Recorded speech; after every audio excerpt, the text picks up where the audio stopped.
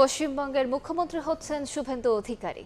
বিজেপির শীর্ষ নেতাদের বৈঠকে নাম চূড়ান্ত হয়েছে, শপথ নেবেন কাল। পশ্চিমবঙ্গের রাজনীতির খবর জানাতে কলকাতায় আছেন সহকর্মী সুব্রত আচার্য। সরাসরি যাচ্ছি তার কাছে। সুব্রত, বিস্তারিত জানাবেন। দেখুন, পরিষদীয় দলনেতা নির্বাচিত হওয়ার পর শুভেন্দু অধিকারী পাঁচজন তার পরিষদীয় দলের যে সদস্য অর্থাৎ নবনির্বাচিত যারা প্রার্থী, বিজেপির প্রার্থী, তাদের নিয়ে রাজ্যপাল RN রবি তার ভবনে অর্থাৎ লোক ভবনে গিয়েছেন।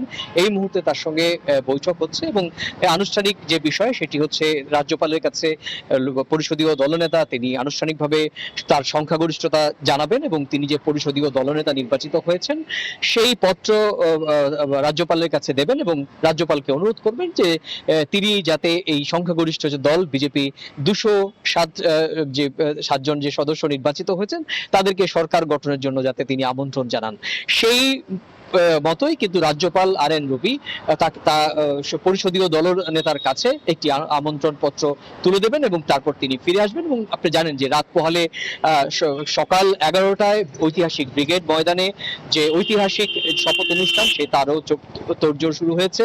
ইতিমধ্যেই বেশ কয়েকটি রাজ্যের মুখ্যমন্ত্রীরা তারা আসতে শুরু করেছেন। আগামীকাল সকাল 8টায় দিল্লি থেকে রওনা হবেন বিশেষ বায়ুসেনার বিমানে। সকাল 10টা নাগাদ তিনি কলকাতায় পৌঁছাবেন প্রধানমন্ত্রী, এবং 11টার সময় কিন্তু সভাস্থলে তিনি পৌঁছাবেন। 11টা থেকে 12টার মধ্যেই এই ঐতিহাসিক কোন মুখ্যমন্ত্রী থাকছেন এবং সেটি হচ্ছে বিজেপি সরকার গঠিত হতে যাচ্ছে। এর আগে আপনি জানেন যে পশ্চিমবঙ্গ রাজ্যের যে পর্যবেক্ষক কেন্দ্রীয় স্বরাষ্ট্রমন্ত্রী অমিত শাহ এবং উড়িষ্যার মুখ্যমন্ত্রী তাদের নেতৃত্বে একটি বৈঠক হয়, পরিষদীয় দলের বৈঠক হয়। সেখানেই পরিষদীয় দলনেতা নির্বাচিত হন অধিকারী 2020 19শে ডিসেম্বর তৃণমূল থেকে বিজেপিতে যোগ দিয়েছিলেন। তো এই ছিল আমার কাছে ভারতের পশ্চিমবঙ্গ রাজ্যের বিধানসভা নির্বাচনের ফলাফল উত্তর। পরিষদীয় দলনেতা নির্বাচন হওয়ার আগে, সরকার গঠন করার আগে যে রাজনৈতিক।